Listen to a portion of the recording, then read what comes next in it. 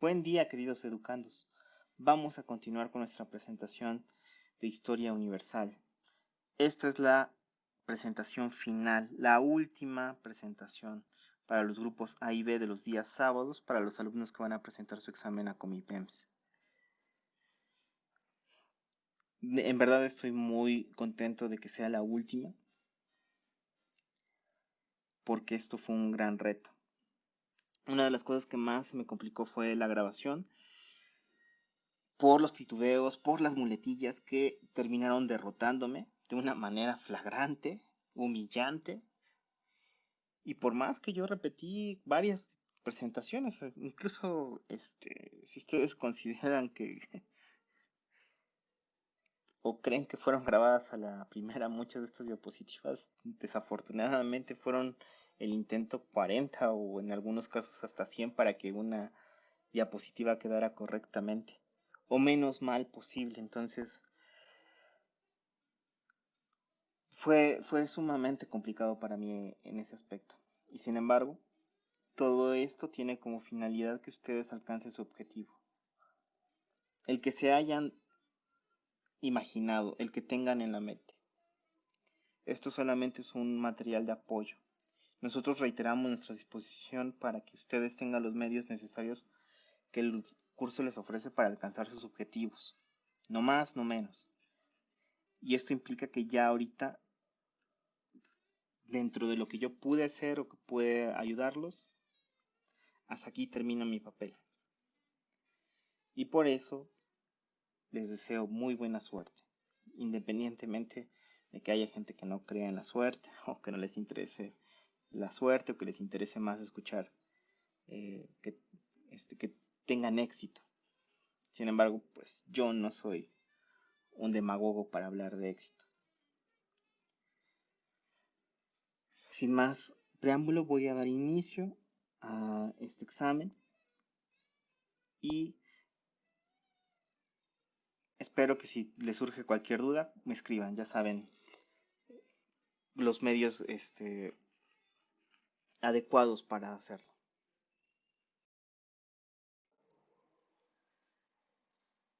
En la primera pregunta nos piden que señalemos las características del absolutismo. Recuerden que este es un sistema que está relacionado con lo que es una monarquía y principalmente con los Borbones. Nos piden que señalemos qué características son partes del absolutismo y qué características no lo son. Tendríamos como el primer punto el poder hereditario, ese sí es, el poder en manos del pueblo. Recuerden que demos en griego es pueblo y por eso ahí viene democracia. Y las monarquías en varios aspectos se oponen a las democracias. El tercer punto, el dominio real en todos los ámbitos. Nosotros vimos con Montesquieu que era importante limitar los poderes en el caso de una monarquía, sobre todo porque el espíritu de las leyes influyó demasiado en cómo se organizó el Estado británico, por lo menos la parte de la estructura del equilibrio de poderes. El número 4, la falta de participación del pueblo. Esto sí, evidentemente son decisiones que toma una sola persona. Y la representación de todos los sectores. La respuesta correcta es B, 1, 3 y 4. El comienzo de la Segunda Guerra Mundial, el 1 de septiembre de 1939, se debió. Esta es una de las fechas más importantes, que es la invasión alemana a Polonia, que la respuesta correcta sería la D. Hay que recordar que una de las cosas que hace absurda el inicio de la Segunda Guerra Mundial es que antes de anexar a, eh, a Polonia, Alemania anexó a Checoslovaquia y nadie dijo nada. Antes de anexar a Checoslovaquia, que por cierto en esa anexión de Checoslovaquia los polacos también intervinieron para quitar territorios a Checoslovaquia. Antes de esa intervención, Alemania anexó a Austria, como defensor de los germanos. Nadie dijo nada. Alemania venía anunciando sus planes con muchísimo tiempo y con muchísima anticipación, y sin embargo, no quisieron ver esa realidad.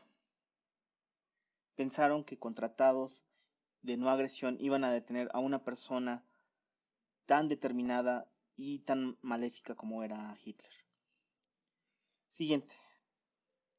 Etapa de la Segunda Guerra Mundial que se caracterizó por los ataques fulminantes de Alemania empleando ataques ligeros, rápidos y potentes. Esto es la Blitzkrieg, que es la guerra relámpago. Principalmente se vio esto cuando invadieron a Francia por el norte nuevamente. Pensaban que los tanques no iban a poder pasar por los Alpes y sin embargo la maquinaria alemana logró esto. Algunas cuestiones extrañas de,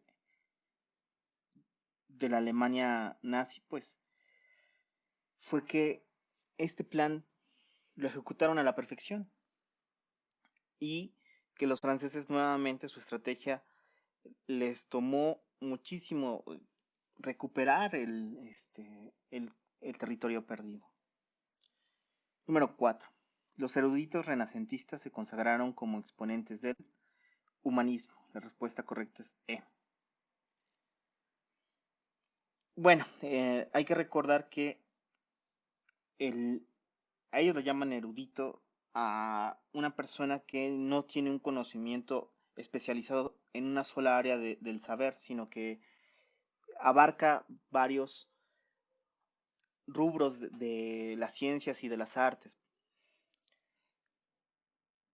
El ejemplo paradigmático es Leonardo da Vinci, esto ya se los había comentado en la otra revisión, sin embargo, no podemos ni olvidar eh, sus escritos sobre la pintura y toda la base matemática que tiene este escrito, ni tampoco podemos olvidar eh, sus tratados sobre anatomía y todos los estudios que realizó para entender las proporciones del cuerpo e incluso cómo poder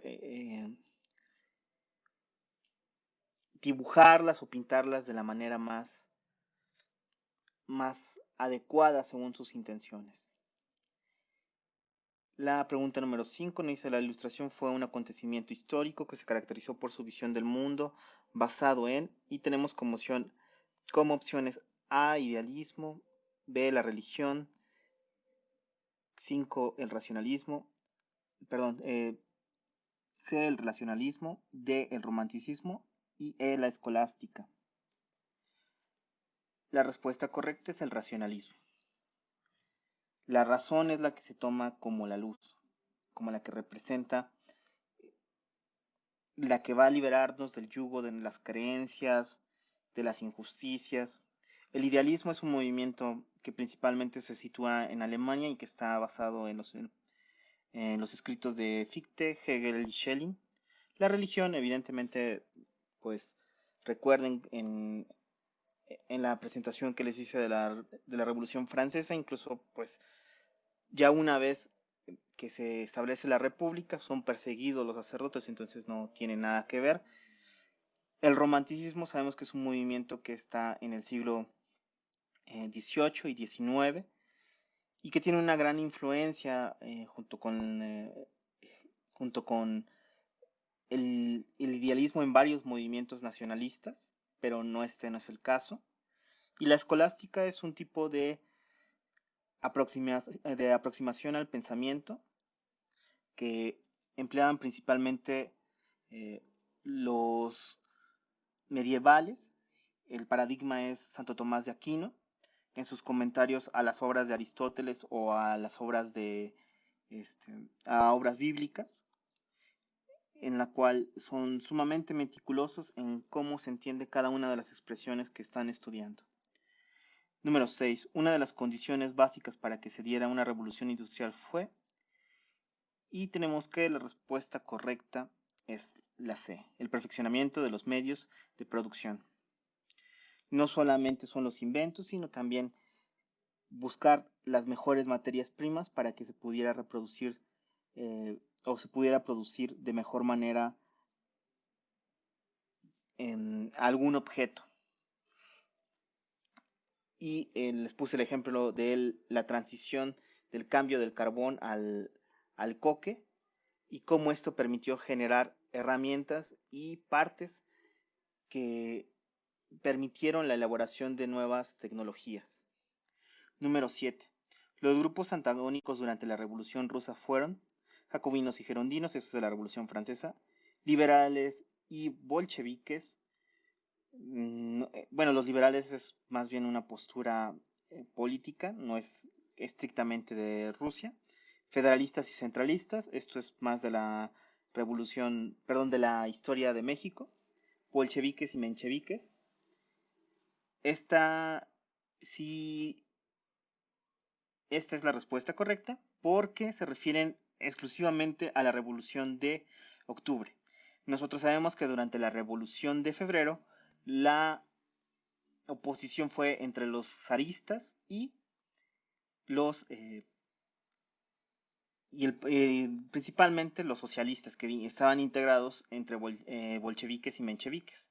Recuerden que bolcheviques significa la mayoría y mencheviques la minoría. Anarquistas y mencheviques, eh, pues propiamente los anarquistas no eran una parte, sino que regresaron tras los primeros las primeras órdenes del gobierno provisional y ya ellos llegaron ya iniciada la revolución de febrero. Y no todos integraron a los bolcheviques. De hecho, Trotsky tiene hay un texto que se llama Comunismo y Terrorismo, que habla un poco de esta situación. Y la pregunta número 8 es una pregunta que se repite. Nos preguntan sobre el inicio de la Primera Guerra Mundial, que ya explicamos. Pregunta número 9. Si ustedes se dejaron llevar porque se parece mucho a las anteriores y no las leyeron con detenimiento, pues ya cometieron un error. Porque en automático, si ustedes no leyeron la pregunta, pusieron como respuesta correcta B, porque es muy parecida a la primera pregunta. ¿Pero qué creen? Es distinta. Incluso la respuesta correcta es A. Por eso es importante leer. No pueden confiarse, aunque se parezcan las preguntas. Aunque ustedes crean que ya está muy fácil y resuelta la pregunta, no, se confíen. Aquí está un ejemplo. Evidentemente esto nada más aplica para quienes se fueron a estampar con la pregunta imprudentemente. Y bueno, la respuesta correcta es la letra A. La única que quizás no aparezca en el listado anterior de opciones sea lo de mercado unificado. Recuerden que las monarquías absolutas tenían una estructura feudal en su mayoría. Su base seguía siendo la agricultura y esto les permitía controlar varios componentes de la sociedad. Entre ellos, pues, los comerciantes, los gremios de artesanos o artistas. Pregunta número 10. El triunfo de la Revolución Francesa tuvo un gran significado porque... Aquí la respuesta correcta es A. Estableció principios y derechos universales. Lo más destacable es la Declaración de los Derechos del Hombre y del Ciudadano, que evidentemente es un paradigma de lo que es hoy en día los derechos humanos. Y creo que pues es lo que vale la pena resaltar porque después viene el director, bueno, viene la época del terror, viene el directorio y hasta que pone un poco de orden Napoleón Bonaparte, pero esto ya es aparte, ya no forma eh, la parte central de lo que es la Revolución Francesa. Uno de los resultados de la Primera Guerra Mundial fue, aquí la respuesta correcta es la independencia de Austria y Hungría.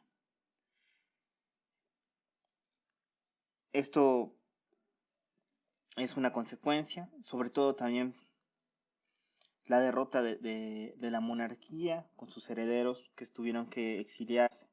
Incluso posteriormente en la Segunda Guerra Mundial fueron apresados los príncipes austriacos porque tenía bastante temor Hitler de que representaran algún tipo de resistencia, sobre todo que parte central de su política y de su retórica era mostrar que los Habsburgo eran una serie de hombres corruptos, eh, indolentes ante los problemas del hombre común.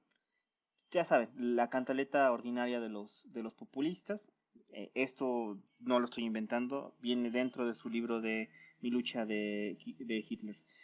Hay partes que le dedica completamente este, a desdeñarlos por su pluralidad y por no ser, eh, por no proteger los intereses germanos. Y después viene el principal factor generador de la pobreza es la falta de igualdad económica. Que esto tiene que ver con que eh,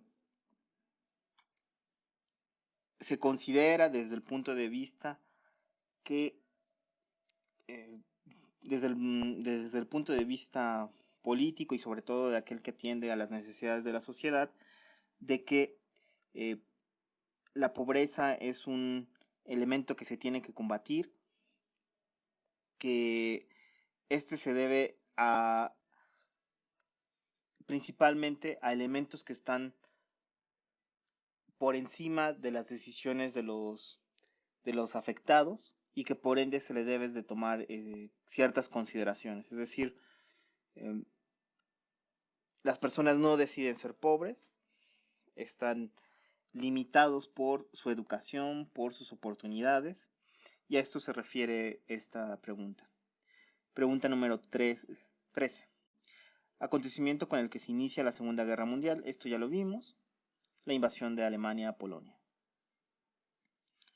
Número 14. La guerra del Golfo Pérsico entre Irak y una coalición internacional liderada por Estados Unidos surgió del interés por controlar el petróleo de esa zona del planeta. Número 15. El movimiento de la reforma religiosa fue iniciado por A. Martín Lutero. Esa es la respuesta correcta. Y pregunta número 16. Filósofos de la Ilustración, Hume y Dilthey. Hume es más bien un empirista. Voltaire y Rousseau. Leonardo y Montesquieu, Fulton y Watt, Diderot y Paine. La respuesta correcta es Voltaire y Rousseau, en la opción B.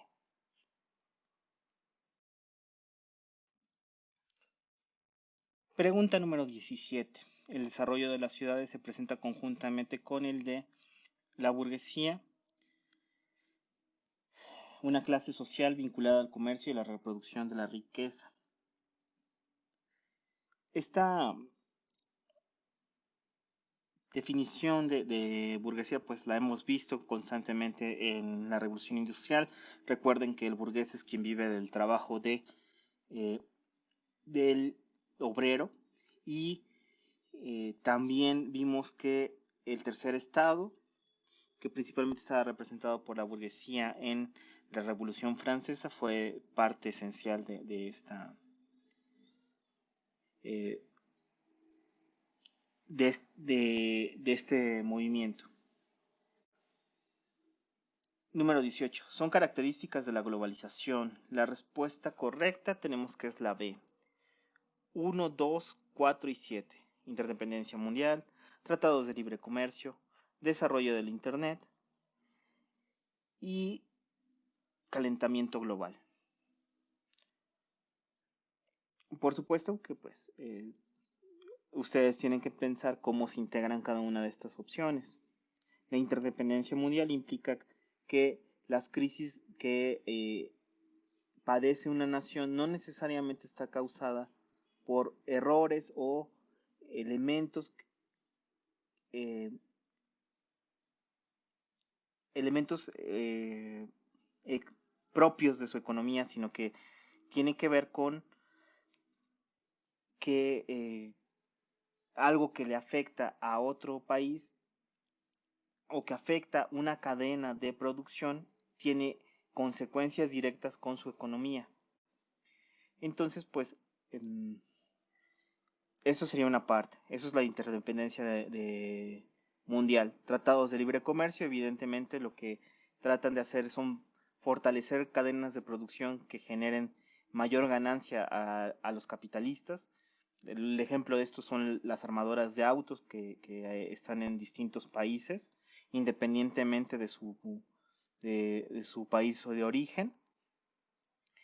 Eh, el desarrollo de Internet es importante porque no solamente provee información, sino también puso a la mano de muchas personas eh, mercados que estaban aislados. Entonces, esto es lo que propicia el Internet desde este punto de vista. Y finalmente, el calentamiento global, evidentemente la explotación de materias primas para mantener estas cadenas de producción no se hace con un buen criterio y tienen estas consecuencias terribles.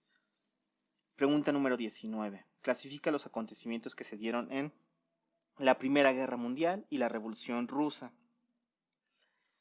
Me imagino que fue un tema muy complicado y sobre todo separar uno de otro,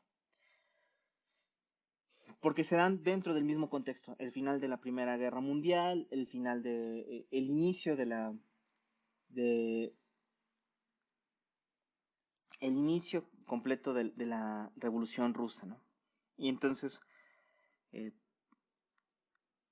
aquí es necesario establecer qué pertenece a la Primera Guerra Mundial y qué pertenece a la Revolución Rusa. A veces muchos alumnos me han comentado que solo les basta ver si algo suena ruso, ya con eso lo ponen, pero no, esa no es una recomendación que yo les haría. Y tenemos, bueno, Tratado de Versalles, la opción correcta pertenece a la Revolución, perdón, a la Primera Guerra Mundial. La organización de los soviets es de la Revolución Rusa. El Tratado Brest-Litovsk pertenece a la Revolución Rusa. La batalla de Marne a la Primera Guerra Mundial. El hundimiento de Lusitania es a la Primera Guerra Mundial. La tesis de abril de Lenin, pertenece a la Revolución Rusa. Entonces tenemos que la respuesta correcta sería la respuesta A. 1ADE y 2BCF. Pregunta número 20. Aspecto social que prevalece en Rusia a principios del siglo XX. Esta es una pregunta sobre el zarismo. Y la respuesta correcta es D. Población rural y urbana empobrecidas y nobleza dominante. Pues hay que recordar que eh, los mujiks, o como se les llamaba a los campesinos, vivieron en precaria situación hasta 300 años antes de que siquiera se les autorizara a tener propiedad. De lo único con lo cual ellos se identificaban era con la tierra. Este sentido del campesino de pertenencia a la tierra es lo único que tenían porque ninguna otra propiedad tenían. Pregunta número 20. Y bueno, sí, campesinos y obreros organizados en la Duma. Esto ya se dio hasta la Revolución de 1905. Política de apertura entre el zar y el pueblo solamente fue una simulación en 1905. Igualdad social entre nobles y campesinos. No, evidentemente no había igualdad. Y bueno,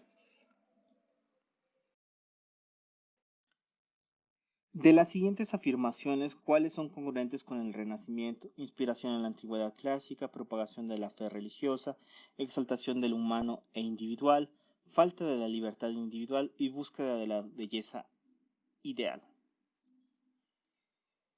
Yo sé que si nosotros nos vamos con la finta de la fe religiosa, porque aparecen muchos de las obras aparecen personajes bíblicos o fueron patrocinadas o tuvieron el mecenazgo de algún cardenal, de algún obispo, de algún papa, pues podríamos pensar que ahí la fe religiosa. Sin embargo, hay que recordar que también hubo gran presencia de elementos grecolatinos, elementos paganos, que no propiamente forman parte de la propaganda cristiana.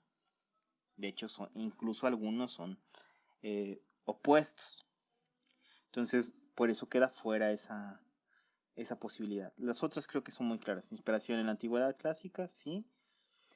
Exaltación de lo humano e individual. Recuerden el retrato, o más bien el fresco de donde está Adán y Dios en la Capilla Sixtina.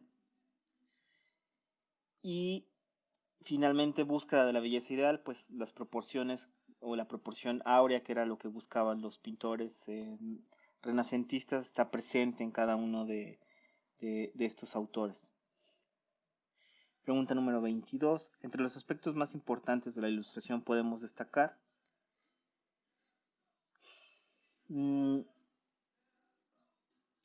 la opción correcta es la E, la proclamación de los derechos naturales del hombre, que esto ya lo hemos visto. Pregunta número 23. La revolución industrial consistió principalmente en la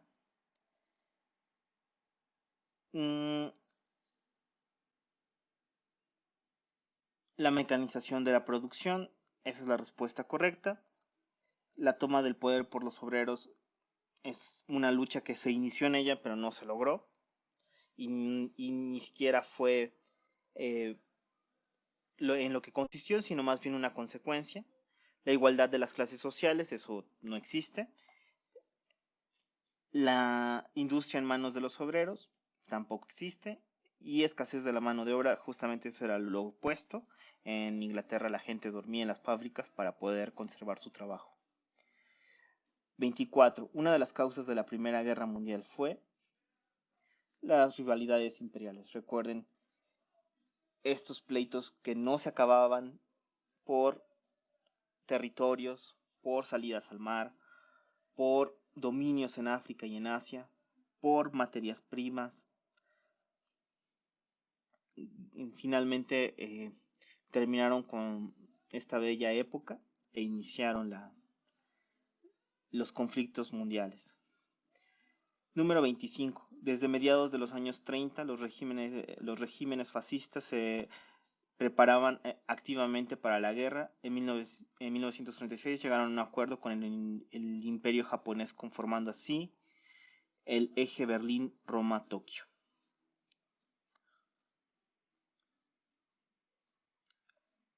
Número 26. La Guerra Fría tuvo como característica la rivalidad entre los bloques capitalistas y comunistas. Recuerden que los capitalistas utilizaban la excusa de la democracia como parte de su propaganda y de su idea de restaurar el equilibrio de fuerzas en Europa, y los comunistas hablaban de la dictadura del proletariado como la siguiente fase de la libertad auténtica.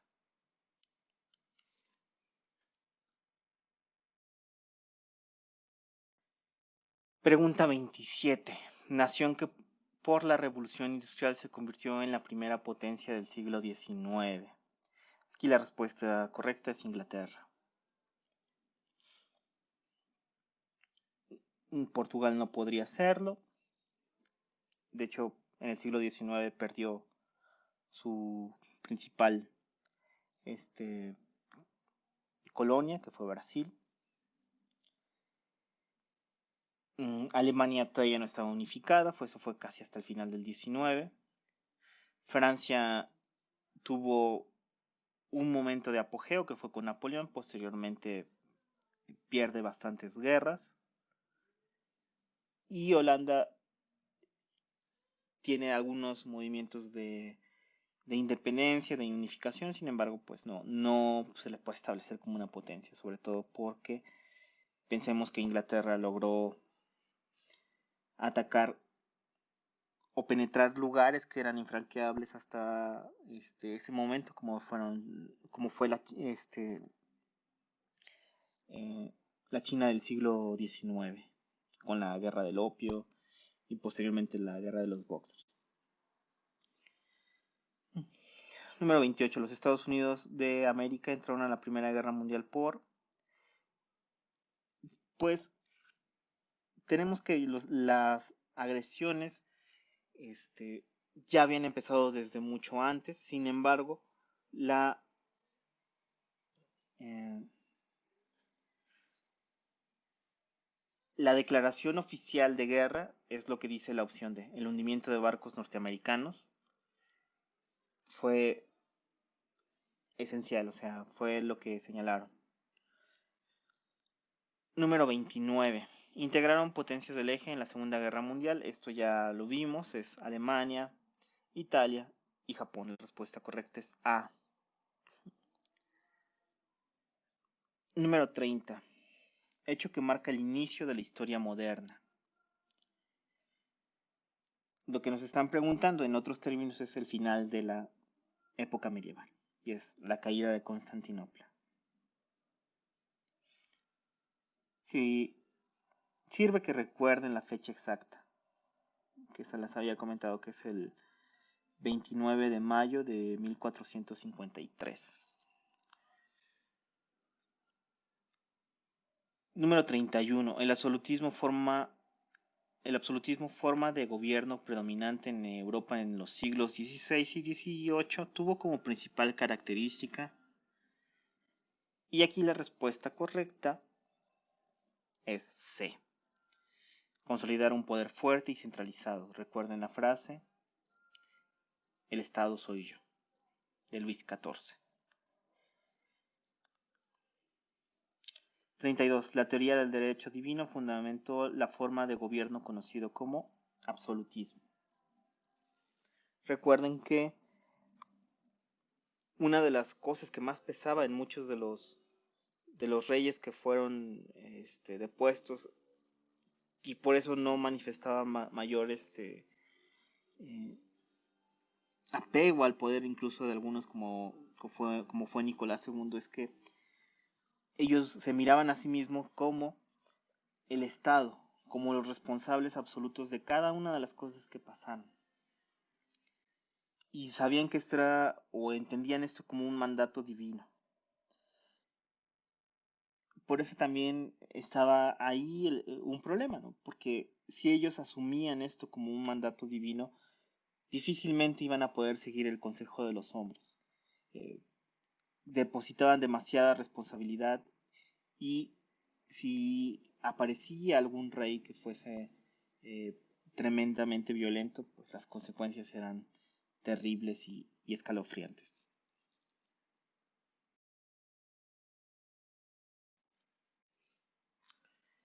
Pregunta número 33. A finales del siglo XVIII, el desarrollo de la máquina de vapor aceleró la revolución industrial. La respuesta correcta es A. Número 34. Esto es algo que ya vimos en Historia de México y la respuesta correcta sería B. Nos preguntan cuáles fueron los fenómenos del siglo XVI que favorecieron la consolidación del absolutismo en España. Evidentemente el descubrimiento de América fortaleció enormemente el poderío español, pero también su intención de el salvamento de el alma de América y de evangelizar es parte esencial de los elementos que permiten a los españoles obtener el visto bueno, más que nada por parte del Vaticano. Número 35. Una causa interna de la Revolución Francesa fue la inconformidad del tercer estado contra la permanencia de la monarquía absoluta. A este grupo mayoritario de la sociedad pertenecían los siguientes, excepto nos piden que observemos quiénes conformaban al tercer estado. Y el alto clero no formaba parte de ellos, el campesinado sí, los trabajadores sí y los comerciantes sí. Entonces recuerden, el alto clero, que estamos hablando de obispos, cardenales, son aquellos que no formaban parte del tercer estado.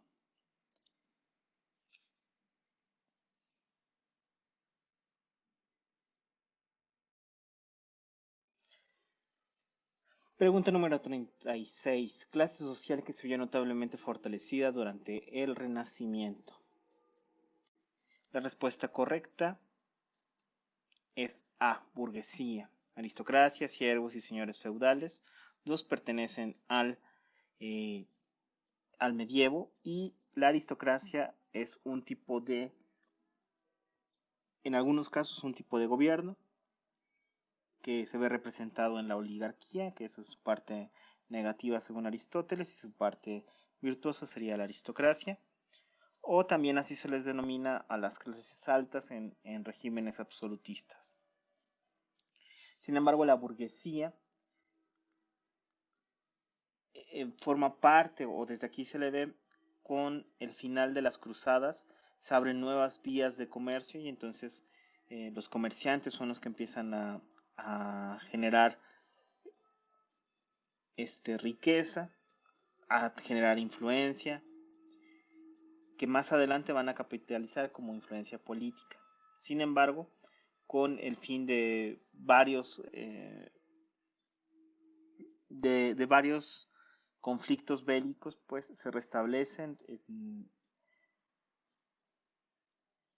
la posibilidad de que se obtengan nuevos negocios, nuevos mercados, y pues esto va facilitando lo que es el progreso de la burguesía, que se va a ver plenamente capitalizado en la revolución industrial. Sin embargo, muchos lo catalogan su inicio desde el Renacimiento. Incluso toman a Machiavelli como un ejemplo de apologista de la burguesía en varios aspectos.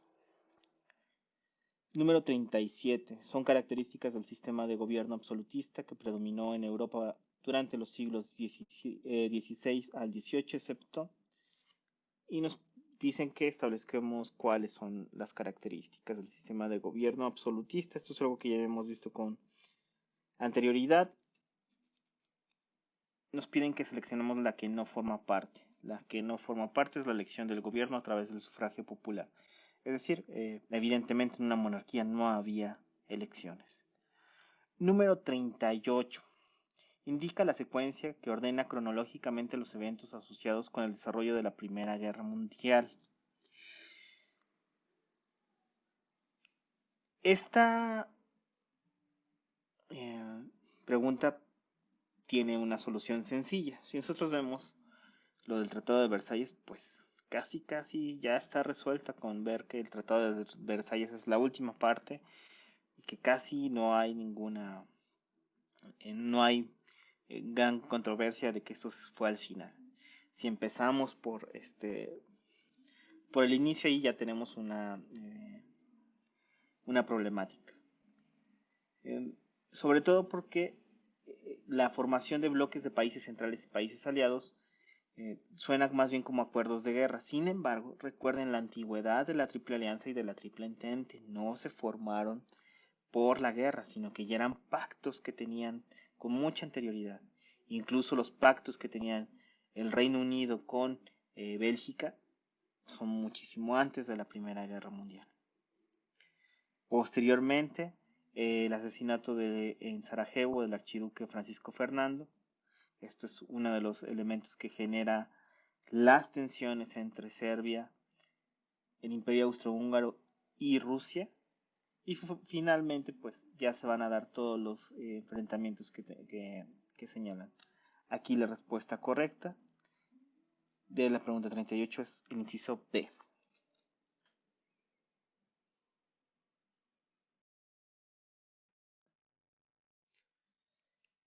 Pregunta número 39. ¿Quién es el personaje histórico que se refiere al texto? Fue el rey de los franceses de 1661 a 1715.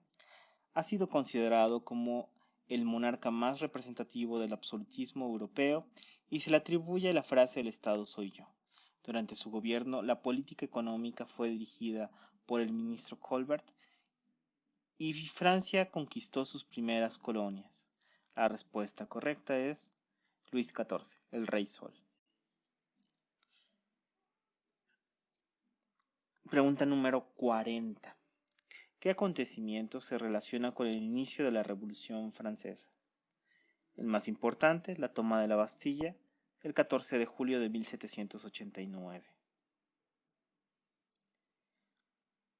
La mayoría de las otras fechas, salvo la coronación de Luis XVI, tienen que ver con la época napoleónica. Número 41. Relacionan los movimientos con la característica que les corresponde y tenemos el fascismo, el nazismo y algo que no es un movimiento, sino es una alianza. La alianza es A, de 3A, y solamente tenemos dos opciones que tengan 3A, la A y la D, y entre estas dos se va a dirimir. La respuesta correcta sería la D. El fascismo es un régimen que se fundó en torno a la figura de Mussolini, y el nazismo es un sistema impuesto por Hitler. Cada uno explotó distintos miedos de la sociedad que utilizaron para poder llegar al poder y mantenerse ahí de manera incuestionable. Pregunta número 42. Relaciona el personaje de la historia de Rusia con la descripción que le corresponde. Tenemos tres personajes que están ligados, o tres personajes que están ligados, para decirlo correctamente, con el bolchevique o con la parte del Partido Obrero Socialdemócrata de Rusia, específicamente los bolcheviques. Tenemos tres que fueron líderes de este partido y sobre todo del movimiento bolchevique. Kerensky nos dice que es el último jefe del gobierno provisional. Al final, los conflictos con Lenin es lo que va a desencadenar la Revolución de Octubre. Lenin, pues, tiene que ser el principal ideólogo y líder de la revolución. Recuerden que su tesis de abril es muy importante.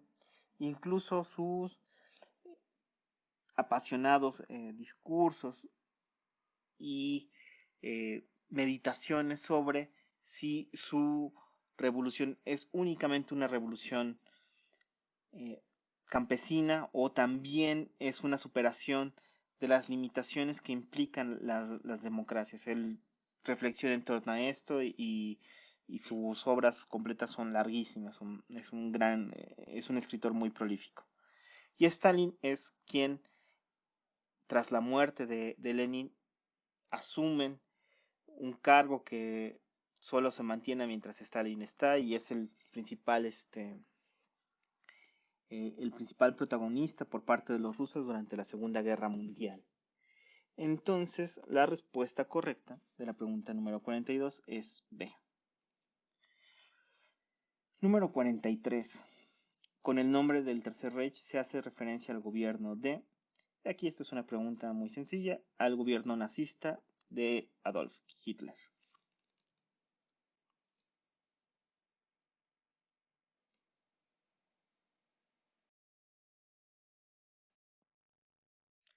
Pregunta número 44.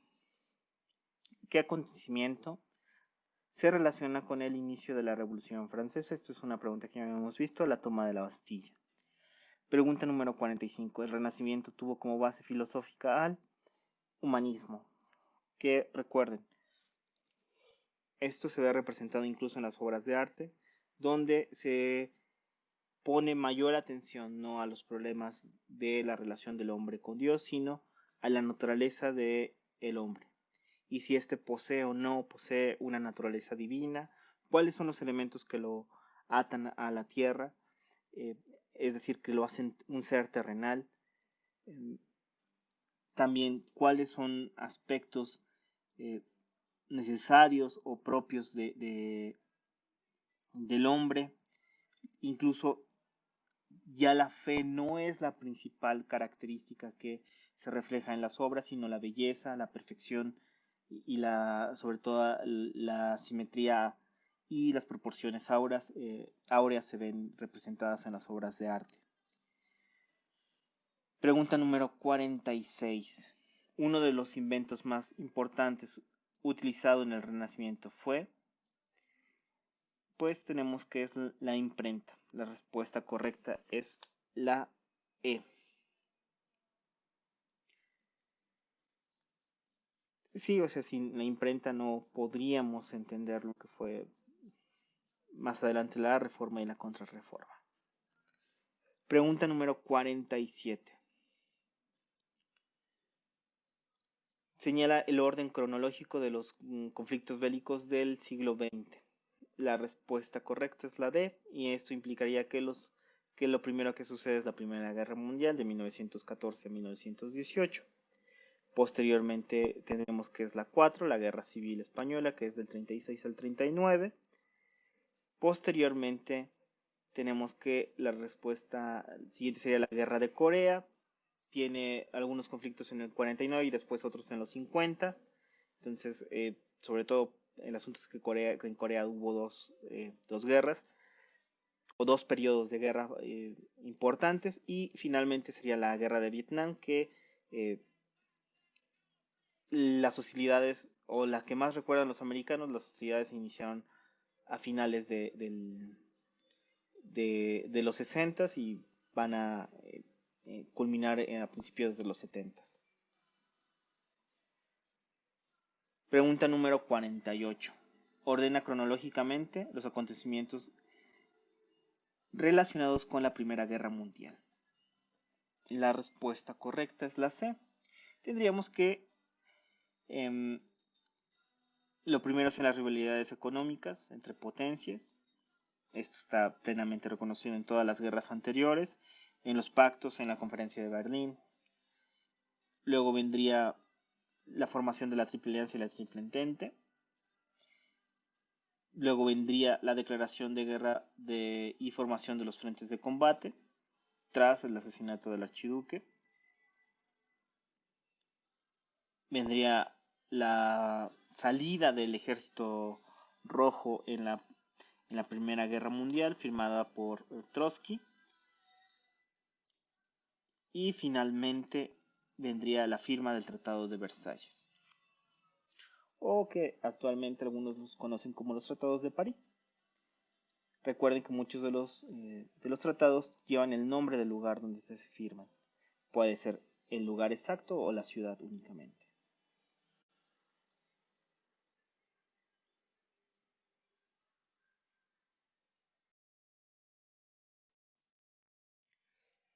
Pregunta número 49. Nos piden que identifiquemos algunas obras de arte del Renacimiento. De Leonardo, evidentemente, es la Gioconda o la Mona Lisa. De Miguel Ángel es el David, y de Rafael la Madonna. Como esta es una obra que no es muy conocida, por cualquier cosa se los voy a incluir dentro de las diapositivas de esta presentación.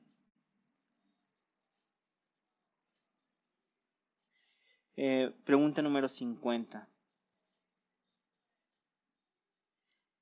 La significativa disminución de la población indígena, la importante emigración de España, el tráfico de esclavos, la acumulación de materiales preciosos en Europa y el aumento de la piratería fueron algunos de los efectos de... Y tenemos como opciones del final de la invasión musulmana, de la falta de recursos económicos en Europa, del control del comercio de Oriente, de la unificación del Reino de España, y finalmente, la respuesta correcta, el descubrimiento y conquista de América.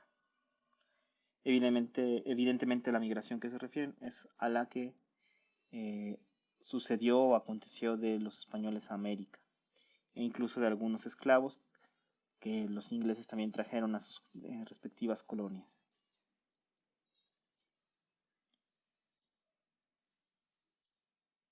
Pregunta número 51. Relaciona los documentos con el acuerdo que les corresponde. Y tenemos en la pregunta 51 la Declaración de los Derechos del Hombre y del Ciudadano, Acta de Independencia de los Estados Unidos y el Congreso de Viena y el Tratado de 1815. El primero pertenece a la declaración que es todos los hombres son libres, iguales y tienen además derechos a propiedades y soberanía. La que sería la 1C, la respuesta correcta sería la B. El Acta de Independencia de los Estados Unidos de América, es donde se proclama la independencia de las 13 colonias. Y el Congreso de Viena, se hace un nuevo reparto de Europa, quitándole a Francia las conquistas napoleónicas, que esto se da tras la sexta coalición contra Napoleón Bonaparte. Y pregunta número 52. El absolutismo, forma de gobierno predominante en Europa entre los siglos XVI y XVIII, tuvo como principal característica, la respuesta correcta es C. Consolidar un poder fuerte y centralizado en la figura de un rey.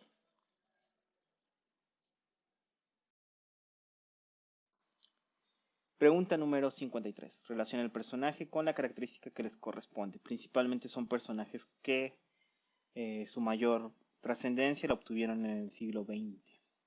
Gamal Abdel Nasser fue un líder árabe del nacionalismo árabe, del panarabismo, donde pues buscaba su unificación. Evidentemente sus principales conflictos fueron con Israel. El siguiente, eso lo daría que sería 1C, Mahatma Gandhi. En este caso es un líder hindú que promovió la resistencia civil, sobre todo en oposición a los excesos que tenía el Imperio Británico sobre la India. Número 3, Mao Zedong, que tenemos que es el líder chino que llevó al país al socialismo. Y finalmente Hirohito, que es el emperador japonés que se distingue porque impulsó la democratización. Entonces la respuesta correcta sería B. Pregunta número 54. La teoría del derecho divino fundamentó la forma de gobierno conocida como el absolutismo. Pregunta número 55. Ordena cronológicamente los hechos relacionados con la independencia de los Estados Unidos de América. Y tenemos que la respuesta correcta es B. La Guerra de los 7 Años, de 1756 a 1763. Luego proviene el libro del sentido común, los congresos continentales, donde el más importante es el tercer congreso, donde se elabora el acta de independencia de los Estados Unidos, y la batalla decisiva es la batalla de Yorktown. La respuesta correcta, B. Última pregunta. Relaciona los nombres de los reformadores con el país donde influyeron. Esto tiene que ver con todo lo que implicó la contrarreforma y cómo influyó en distintos países y por qué esto se volvió una crisis dentro de la identidad de todos los países cristianos. La respuesta correcta de la pregunta 56 es la D. Enrique VIII es un inglés que apoyó primero, fue nombrado como el hijo fiel de la iglesia, pero después cuando tuvo sus conflictos con el Papa por no dejarlo divorciarse y volverse a casar, pues decide formar su propia iglesia. Lutero evidentemente es quien propone sus 97 tesis contra las indulgencias. Calvino, que va a ser parte esencial de la reforma de los reformistas.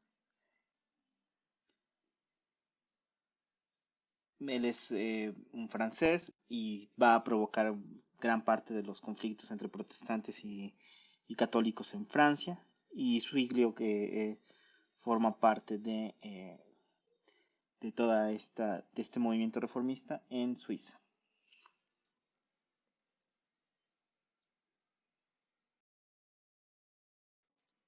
Decidí ponerle la obra de la Madonna de Rafael para que ustedes la puedan observar.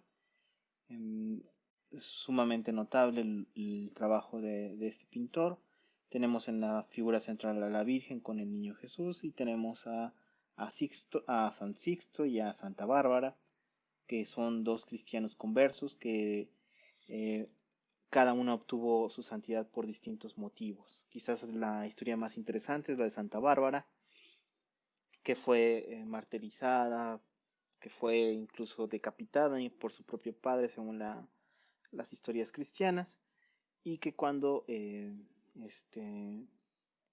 se cometió el acto, el padre de Santa Bárbara, que él mismo la decapitó, según esta historia cristiana, al momento de decapitarla, cae un rayo y mata al padre. Entonces, antes se creía que los rayos estaban relacionados con Santa Bárbara, entonces es una historia bastante interesante y que también se puede revisar en varios autores.